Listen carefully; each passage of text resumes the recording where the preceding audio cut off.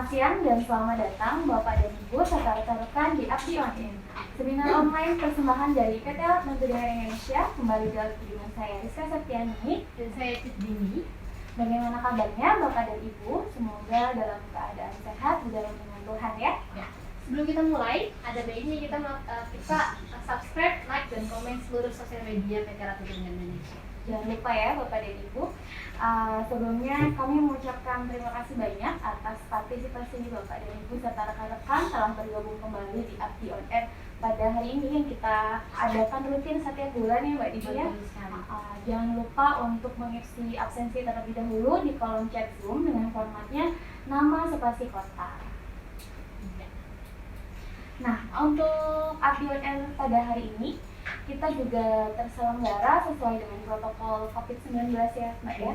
Jadi Bapak dan Ibu di rumah selalu jaga kesehatannya, memakai masker, menjaga jarak, dan mencuci tangan.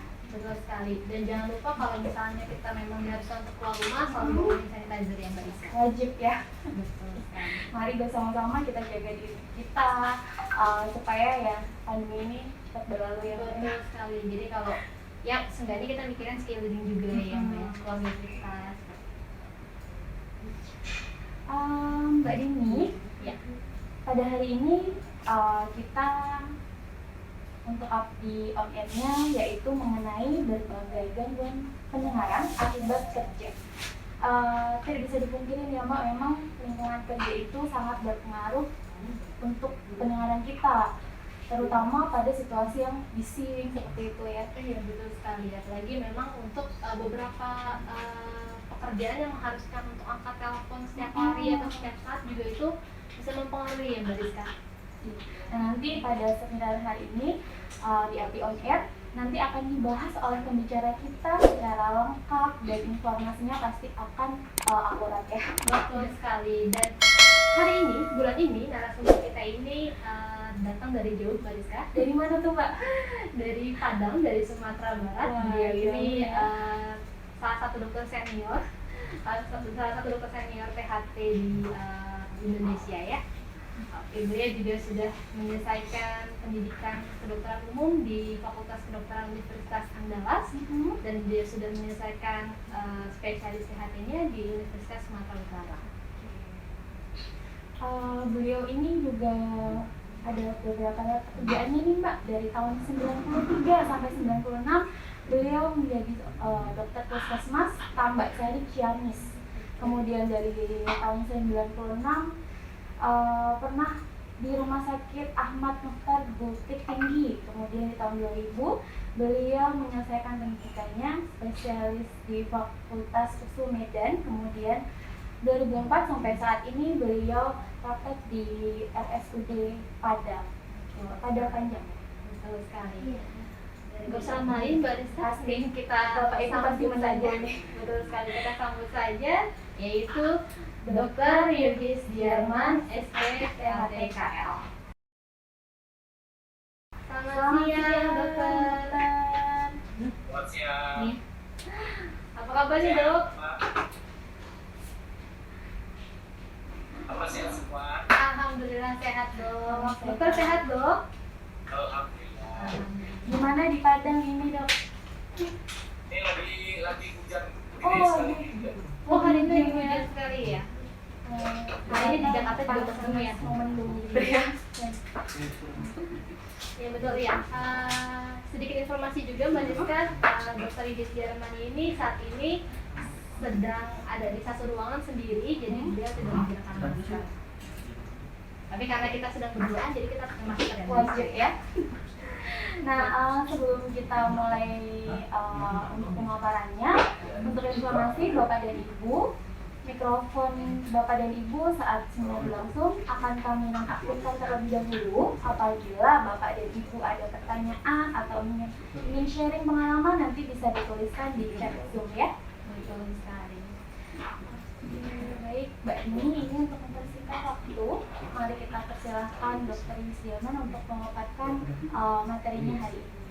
Dokter, waktu dapat kami persilahkan. Terima kasih kepada pihak penyelenggara dalam hal ini PT Abdi yang telah memberi kesempatan kepada saya untuk menyampaikan topik pada siang ini. Assalamualaikum warahmatullahi wabarakatuh.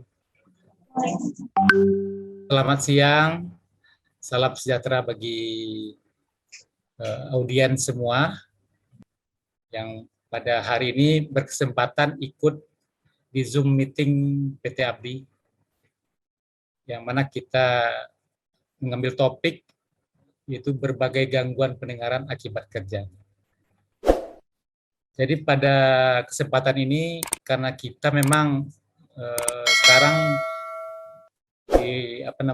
banyak kerja di rumah, jadi barangkali ini mengingatkan seandainya nanti kita kerja di lingkungan kerja kembali, ya walaupun hari ini 50% kita bekerja dari rumah, work from home.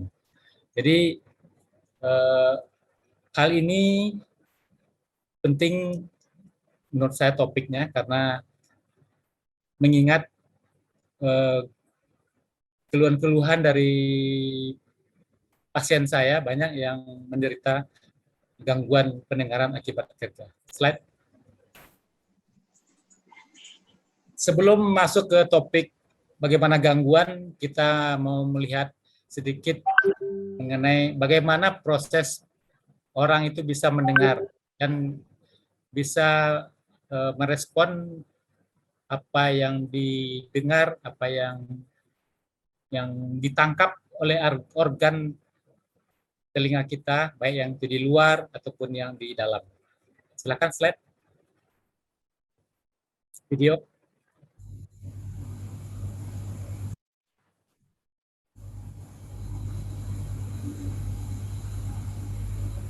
Ada dengan rangsangan gelombang suara yang ditangkap mulai dari kuping, ya telinga luar itu sudah memberikan dampak, ya karena dia akan bersifat berguna untuk menangkap, memfokuskan suara ke liang telinga, ya jadi ada suara masuk ke dalam telinga, apa yang kita dengar masuk ke telinga melalui membran timpani, ya diteruskan ke tulang-tulang pendengaran. Ada 3 tulang pendengaran, malleus, incus, stapes.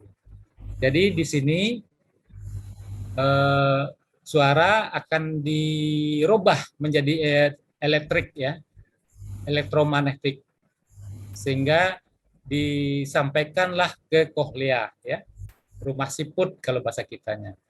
Rumah siput ini diproses akan menyalurkan ke bagian otak.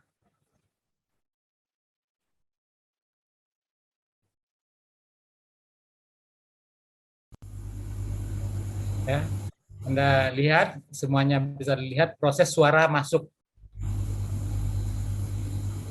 Jadi bagaimana seseorang bisa mendengar, inilah proses ilustrasi secara grafik, ya. Ini kalau suara kan kita nggak bisa lihat, tapi seolah-olah seperti inilah prosesnya. Di sana dilihat membran timpani atau genang telinga itu bergetar, ya, memberikan efek yang lebih, dia naikkan frekuensinya sehingga merangsang tulang pendengaran, menggetarkan rumah siput, dan nanti akan mengalirkan bersifat gelombang elektromagnetik ke pusat pendengaran, itu di otak. Setelah mengirim sinyal ke otak, kita baru bisa mendengar. Dan ini prosesnya memang tidak lama, hanya beberapa, mungkin di bawah hitungan 1 detik gitu. Jadi kita sudah bisa mendengar. Nah, kalau terjadi dalam rangkaian ini terjadi gangguan pendengaran, ini akan menimbulkan gangguan pendengaran itu sendiri. Slide. Secara garis besar, gangguan pendengaran itu ada terbagi 5, ya. Ada yang kita lihat tuli kongenital atau yang tuli sudah sejak lahir, mungkin ada gangguan pada waktu kehamilan, ini yang menimbulkan terjadinya gangguan kongenital. Ini juga kasus yang cukup banyak. Yang kedua, adanya sumbatan serumen. Sumbatan serumen ini umum terjadi pada kita karena produk serumen itu sendiri juga diproduksi secara normal. Ya, jadi kalau kita ada kotoran telinga itu sebenarnya normal. Cuman yang tidak normal adalah mengatasi gangguan serumen ini. Seolah-olah ada gangguan serumen, terus kita korek sendiri, itu sebenarnya akan menimbulkan sumbatan yang lebih berat gitu, karena dia akan mendorong sebagian dan mengambil sebagian dari kotoran itu sendiri. Yang ketiga adalah penyakit. Dalam hal ini misalnya otitis media supuratif kronis atau bahasa kitanya conge. Penyakit conge ini ditandai dengan adanya sekresi dari cairan telinga tengah. Jadi adanya telinga berair yang di dalam masyarakat. Nah, itu yang biasanya juga menimbulkan gangguan pendengaran. Kemudian adanya gangguan akibat bising. Barangkali pada siang ini, siang yang berbahagia ini, kita akan mencoba panjang lebar gangguan pendengaran akibat bising. Ini dampak dari kita melakukan aktivitas kehidupan. Mungkin sebagai profesi, atau mungkin sebagai atau lingkungan di mana kita berada, dan dekat dengan sumber bising. Misalnya kita dekat tinggal atau perumahan kita dekat dengan daerah industri, di sebelahnya kita akan mendengarkan bising. Ini juga yang akan kita bicarakan. Kemudian tua yang alamiah. Tua alamiah ini juga tergantung berbagai macam faktor, ya. Jadi secara berangsur-angsur, secara pelan-pelan, kita ini akan mengalami gangguan pendengaran sesuai dengan pertambahan usia. Slide berikutnya. Nah, kita seperti yang kita fokuskan tadi, gangguan pendengaran akibat bising. Jadi sehari-hari kita mungkin di lingkungan pasti, ya, minimal di lingkungan dalam perjalanan atau traffic, ya, pasti kita akan terdampak sama bising, ya, dari alat-alat transportasi, ya, mulai dari transportasi darat ataupun transportasi udara, ya, di mana barangkali ada audien yang mungkin barangkali dekat kali tinggalnya dengan bandara, itu akan terpapar bising. Jadi sebenarnya bising ini kita tidak menginginkan, ya. Jadi bunyi yang tidak diinginkan. Tapi karena ini adalah efek samping dari suatu kemajuan ataupun suatu aktivitas baik yang kita lakukan sendiri ataupun yang dari lingkungan kita. Jadi bising ini dipatok dari literatur itu adalah kalau dihitung desibelnya itu adalah yang lebih besar dari 85 desibel.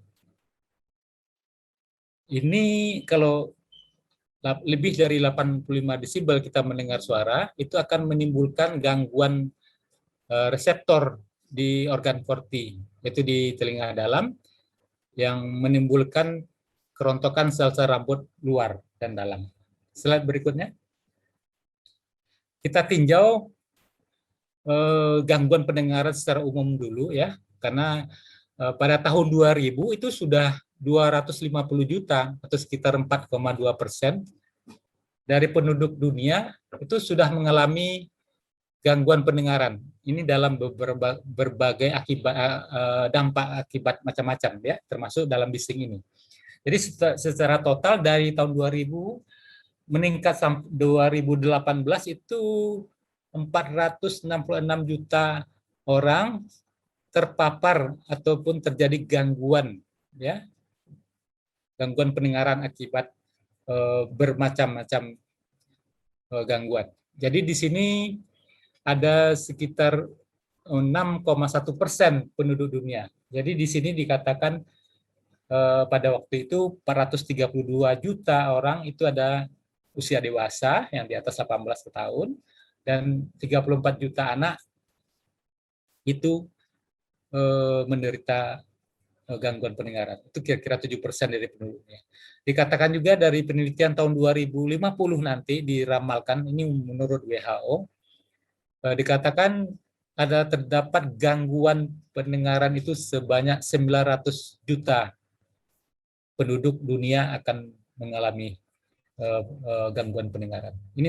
Nah, dari yang demikian kita mudah-mudahan keluarga kita tidak terjadi gangguan pendengaran sampai usianya yang produktif. Pokoknya sampai slide berikutnya. Kan karena ini ya dok ya, karena bising tadi juga ya dok ya, jadi bising ya dok ya, yang jadi menyebabkan tingkat. Kenapa? Jadi tadi kan semakin tambahnya makin lama ya makin bertambah. Banyak nih dok yang ada masalah pendengaran, dan itu bisa disebabkan karena bising tadi ya dok ya. Iya. Jadi makin banyak paparan bising yang kita terima gitu ya dok. Ya, makin lama makin ini, makanya kita mencoba pada siang ini bagaimana kira-kira mengurangi dampaknya lah. Jangan sampai tahun 2050 seperti yang diramalkan WHO itu sampai gitu. Kalau 900 juta penduduk dunia kan berarti nanti berdampak juga dengan kita nanti. Gitu. Slide berikutnya. Jadi di dunia khususnya WHO di bagian ini sejak tahun 2018 kita sebenarnya sudah 2019 lah utamanya kita sudah memperingati Hari Pendengaran Dunia, di mana di sini kita memperkatakan jangan terjadi gangguan pendengaran. Nah, di tahun 2019 logonya macam-macam ya, Hearing Care for All. Jadi kita pedulilah terhadap pendengaran untuk semua. Kemudian tahun 2020 itu Hearing for Life ya. Jadi kita bagaimana jaga telingamu ya. Jangan biarkan gangguan pendengaran membatasimu dari dunia ya, maksudnya dari dunia kegiatan-kegiatan aktivitas kita jangan sampai terganggu. Jadi dengan peringatan-peringatan ini setiap 3 Maret, Mbak.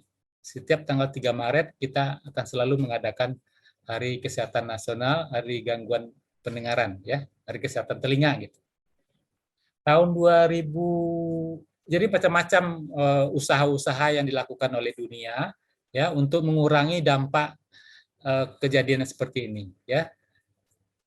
Di luar pandemi, di sini juga ada pandeminya sebenarnya, tapi hal ini adalah gangguan pendengaran.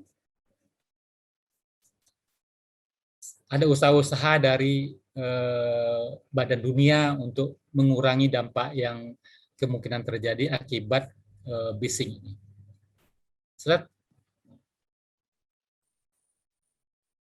Jadi sebenarnya dalam telinga ini ada bermacam-macam hal, organ-organ yang cukup kecil ya. Jadi kalau kita lihat sehari-hari memang tidak bisa kita lihat. Ya, dokter THT pun dengan bantuan endoskopi baru bisa dilihat. Kalau dengan otoskop dengan lampu kepala sendiri nggak akan kelihatan gitu ya. Mana yang tulang pendengaran gitu, mana yang gendang telinga gitu. Nah ini kadang-kadang di masyarakat ada keluhan gangguan pendengaran, dia langsung melakukan tindakan dengan cotton bud. Itu misalnya sini kan banyak nih cotton bud, langsung dia korek, malah justru nanti menimbulkan gangguan pendengaran. Ya, ini kita bagi 2 ya, ada 3 outer. Jadi misalnya daun telinga, telinga tengah, dan telinga dalam. ya. Jadi yang kebanyakan di sini kalau untuk bising itu yang kena itu bukan yang di tengah dan di luar, tapi yang di bagian dalam. Jadi cukup rumit gitu ya, dan cukup mahal. Ini alat sangat mahal ya. Kalau cochlear implant itu satu telinga itu kalau nggak salah sekarang udah 200 atau 500 juta ya. Jadi peliharalah telinga gitu. Ya, Mbak Dini ya. Betul sekali, Dok. Ya. Sangat mahal ya, Dok, ya. Iya, jadi sangat mahal. Jadi jangan sepelekan gangguan telinga karena saya lihat orang-orang yang normal pendengarannya sangat masih belum peduli lah gitu ya. Jadi dengan diharapkan dengan adanya informasi ini diharapkan peduli karena sangat mahal gitu. Berikutnya,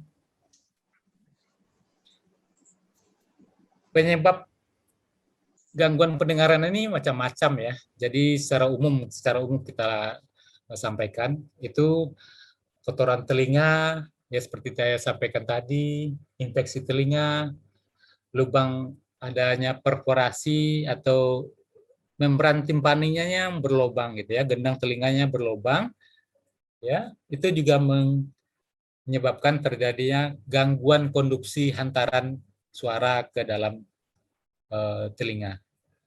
Kemudian adanya gangguan-gangguan lain, misalnya gangguan kekakuan pada telinga, pada tulang telinga ya, seperti yang saya sampaikan tadi.